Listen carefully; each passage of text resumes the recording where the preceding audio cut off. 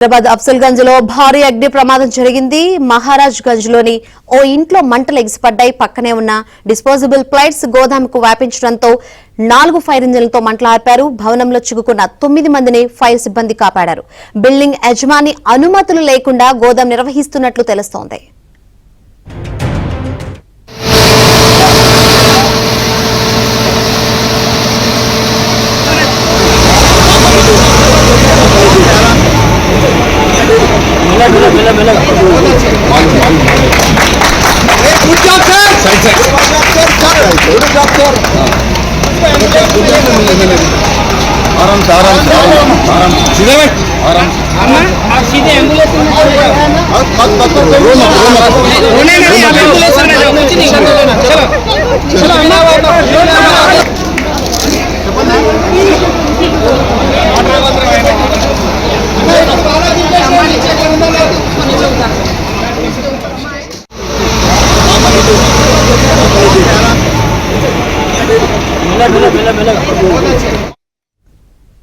ప్రమాదానికి సంబంధించి మరింత సమాచారం మా ప్రతినిధి మణికంఠ అందిస్తారు. హైదరాబాద్ అఫ్జల్గంజ్ లో రెసిడెన్షియల్ బిల్డింగ్ లో భారీ అగ్ని ప్రమాదం చోటు చేసుకుంది. ప్రస్తుతం అగ్ని ప్రమాదం జరిగిన ప్రదేశంలో అయితే ఉన్నాము. అగ్ని ప్రమాదం జరిగిన సమయంలో బిల్డింగ్ లో ఏకంగా 7 ఉన్నారు. వెంటనే కూడా ఫైర్ సిబ్బంది వారందరినీ కూడా వెంటనే సురక్షిత ప్రాంతానికి తరలించారు. ప్రస్తుతం 6 ఫైర్ ఇంజిన్లతో మంటల్ని అదుపులోకి చేసే ప్రయత్నం చేస్తున్నారు. అయితే ఈ మంటల్ని అదుపులో చేసేందుకు ప్రత్యేకంగా కూడా ఓ ఫైర్ రోబోటిక్ని కూడా ఇక్కడ తీసుకువచ్చారు. ప్రస్తుతం ఈ ఫైర్ రోబోటిక్ చాలా ఎక్కువ సేవ కూడా అందించిందని చెప్పుకోవచ్చు.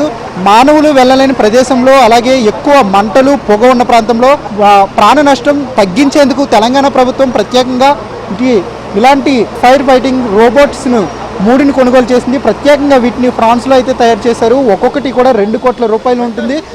మొత్తం ఇందులో పూర్తిగా కూడా 4 కెమెరాలు ఉంటాయి.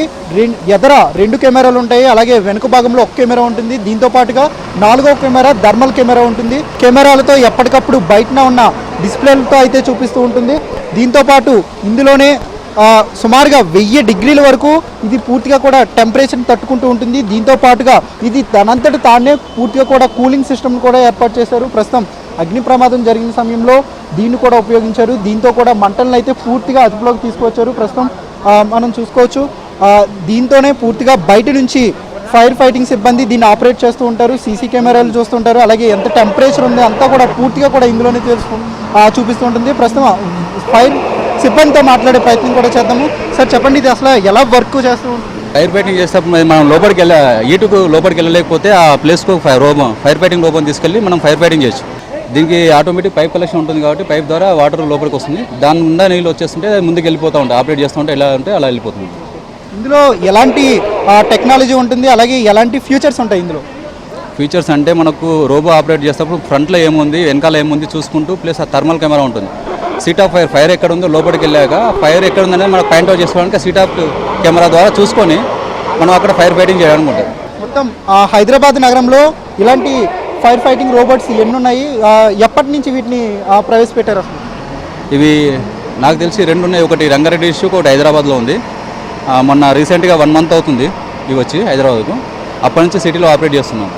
పూర్తిగా కూడా ఇది చాలా ఉపయోగకరం అని చెప్పుకోవచ్చు. ఎందుకంటే ఫ్యాక్టరీలో అగ్ని ప్రమాదాలు చోటు చేసుకుంటుంటాయి, ఇరుకు ప్రాంతాల్లో అగ్ని ప్రమాదాలు చోటు చేసుకుంటాయి. అలాంటి సమయంలో ఫైర్ సిబ్బంది వెళ్ళి మంటలను అదుపు చేసే ప్రయత్నంలో వారు వాళ్ళ ప్రాణాలను కోల్పోతుంటారు, లేదంటే తీవ్రంగా గాయపడుతూ ఉంటారు.